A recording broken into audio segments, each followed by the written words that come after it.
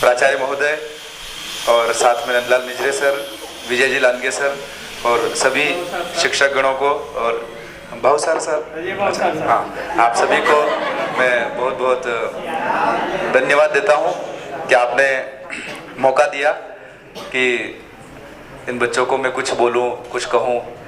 देखो, आप सबको देख करके मुझे 2004-2005 का समय याद आया। क्यों? क्योंकि 2004-05 में जब मेरी 10वीं 11वीं की पढ़ाई चल रही थी, उस समय हम लोग इसी प्रकार कैंप के लिए, NSS कैंप सर, है ना? आप बोलो ना। हाँ, तो उसके लिए हम लोग भी गए थे। और जैसे आप माता जी के यहाँ आए हो, जैसे हम लोग भी, मैं और मेरे साथीगण सभी जो उस समय स्कूल में थे, 80 बच्चे थे, 80 बच्चे गए थे। और ऐसा एक माता जी का स्थान था, वहाँ हमने सफाई भी की और जो भी एक्टिविटी सर के द्वारा करवाई गई, शर्मा सर तब थे, तब करी थी। वो पल उस समय हुआ। उसके बाद आज लगभग 15 से 17 वर्ष हो गए, पर आज भी यहाँ वो मेमोरी में फिट है, याद है। क्यों? क्योंकि वो एक पढ़ने के अलावा आनंद का पल था कि पढ़ाई स्कूल में रोज करते हैं, पर ये 2-5 दिन, कितने दिन का सर? एक दिन, हाँ, हमारे 3 दिन का कैंप था, तो वो 3 दिन आज भी याद है। क्यों? क्योंकि कुछ आनंद हुआ, क्योंकि आप सर का स्कूल में जो रूप देखते हैं और यहाँ जो देख रहे होंगे, कुछ अंतर है। हाँ, क्योंकि यहाँ जो आपको प्रेम मिल रहा होगा, जो आत्मीयपन मिल रहा होगा, अपनापन सर से मिल रहा होगा, वो शायद स्कूल में नहीं मिलता हो। वहाँ तो आए और लिखना, स्कूल में भी अच्छे से रहते हैं। एक बार जोरदार तालियां फिर दो। परंतु शायद हमारे समय में ऐसा नहीं था। हमारे समय में स्कूल में बहुत डंडे पड़ते थे। वहाँ 3 दिन ये यूँ समझिए कि एक दिन भी आपके लिए है, तो इसको इतने आनंद के साथ यहाँ आप लोग बिताएं कि ये हमेशा याद रहे, स्मृति पटल पर ये ऐसा स्थापित हो जाए, कभी भूले नहीं। अब दूसरी बात, आप कौन सी कक्षा तक के बच्चे? 11वीं से। अच्छा, अच्छी बात है। अब इससे पहले की जो आपकी शिक्षा का समय रहा, उस समय में आपने शायद पढ़ा हो, न पढ़ा हो, कोई बात नहीं, पास हुए, अच्छे नंबर से हुए या बहुत अच्छे नंबर से हुए, ये अलग बात है। लेकिन अब यहाँ से जो आपका समय शुरू होता है, ये समय है पूरे जीवन को निर्माण करने का, वो अमृत काल। इस समय आपने अपने आप को गढ़ लिया, अपने आप को बना लिया, तो आप भारत में ही नहीं बल्कि पूरे विश्व में अपने नाम की छाप छोड़ सकते हैं। ये वो समय है। उसके लिए किसी के कहने से आप मोटिवेट हो, ऐसा नहीं है। स्वयं को अपने अंदर से मोटिवेट करना होगा। कैसे? जैसे स्कूल में सर सिखाते हैं, उसके बाद आपको घर जाकर होमवर्क करना है, तो जो दिया वो होमवर्क किया, जो दिया वो होमवर्क किया, ये तो एक नॉर्मल वे हो गई। लेकिन इसके अलावा मैं क्या बनना चाहता हूँ या मैं क्या बनना चाहती हूँ, मुझे मेरे भारत देश का नाम कितना रोशन करना है, मैं अपने दम पर कितना दुनिया में करके दिखा सकता हूँ, ये अगर कुछ कर दिखाने की मन में दृढ़ संकल्प है, दृढ़ इच्छा है, तो यूँ समझो कि ये जो परसेंटेज रहते हैं 80, 90, 99, 95, ये बहुत छोटे हो जाएंगे आपके सामने। स्कूल की परीक्षा ये बहुत सामान्य चीज़ हो जाएगी। आप ऐसे लिख दोगे कि कोई बात नहीं है, तो बहुत छोटी, मेरा लक्ष्य तो बहुत बड़ा है। ये 1 वर्ष की पढ़ाई क्या है, 2 वर्ष की पढ़ाई क्या, मैं बहुत बड़ा लक्ष्य लेकर जन्म लिया हूँ। ऐसा सोच कर पढ़ो कि आपको केवल 11वीं पास नहीं करना है या 12वीं पास नहीं करना, इसके साथ साथ आपको भविष्य में कुछ बनकर दिखाना है। और जब भी पढ़ाई करो तो अपने हर उस व्यक्ति को उस पढ़ाई में सम्मिलित करो जो आपके लिए त्याग की भावना रखता है। जैसे सर आपके लिए स्कूल में इतना समय देते हैं, अच्छे से अच्छे तरीके से पढ़ाते हैं। क्यों? क्योंकि आपका भविष्य उज्जवल हो।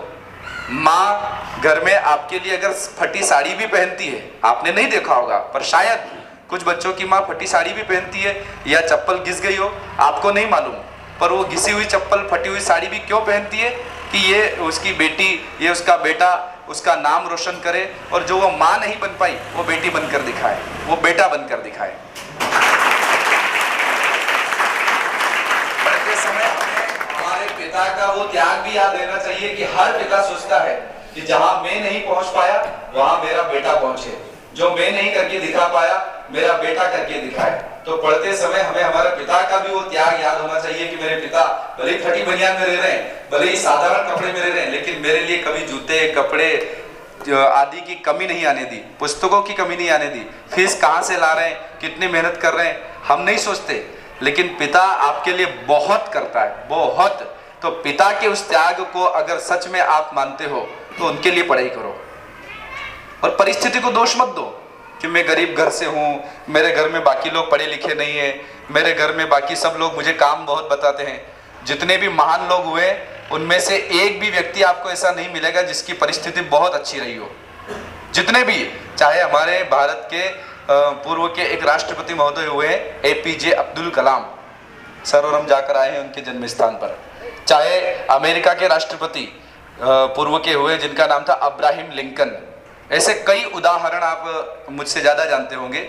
कोई रोड के बीच में जो लाइट रहती, स्ट्रीट लाइट के नीचे बैठकर पढ़ रहा है, तो कोई दूसरों से पुस्तकें लेकर पढ़ रहा है, तो कोई उधार कैसे पढ़ रहा है, कोई किसी के घर जाके पढ़ रहा है। फिर भी उन्होंने, उनका मकसद था, उनका लक्ष्य था कि मुझे कुछ करके दिखाना है, तो उनके लिए वो परिस्थितियां अलग चीज हो गई, उनको अपना लक्ष्य दिखता था। अर्जुन, जिस समय द्रोणाचार्य ने पूछा 5 पांडवों से, ये सामने वृक्ष है, इस वृक्ष में भीम से पूछा तुम्हें क्या दिख रहा है, तो भीम ने कहा मुझे तो आम दिख रहे हैं, क्योंकि खाता बहुत था, खाने वाले को खाने की चीज दिखेगी।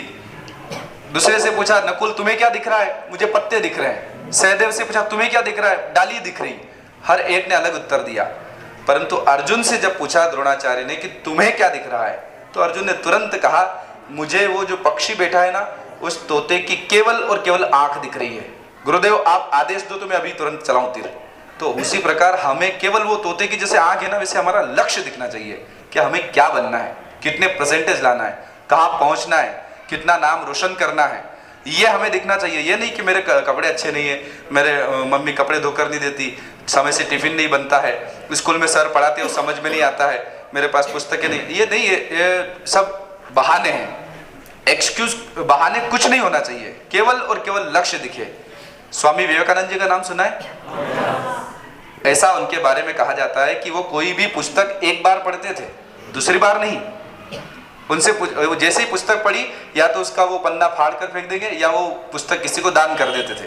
क्यों? क्योंकि एक बार में ही इतनी तल्लीनता से पढ़ते थे, इतनी एकाग्रता से पढ़ते थे कि उसको दूसरे बार पढ़ने की जरूरत नहीं पड़ती। और हम लोग 10 बार रट्टे मारते तब भी याद नहीं होता है, तो इसका मतलब है कि हमें हमारा लक्ष्य अभी स्पष्ट नहीं दिख रहा है। अगर लक्ष्य स्पष्ट दिख रहा है तो एक पेज आज पढ़ा ना, तो अगले साल भी अगर कोई पूछे उस दिन क्या पढ़ा था, रात में नींद में उठा करके भी पूछे क्या पढ़ा है तुमने, तो हमें वो तुरंत याद आ जाएगा, मैंने ये पढ़ा था। ऐसी पढ़ाई हो, ऐसा लक्ष्य के प्रति प्रेम हो, वो केवल तोते की आंख दिखे, और बाकी आदर जो करना है, आशीर्वाद से भी काफी काम होते हैं। आप यहाँ हैं, माँ भगवती को प्रार्थना करो, घर से निकलते हो माँ बाप को प्रणाम करो, स्कूल में आते हो तो सर को प्रणाम करो, अंतर्मन से नमन करो या पैर छूकर करो, आपकी इच्छा, पर बड़ों का आदर करो, भगवान को मानो, और इस प्रकार लक्ष्य के प्रति एकाग्र होकर पढ़ाई करो तो सफलता आपके चरणों में लौट लगाएगी।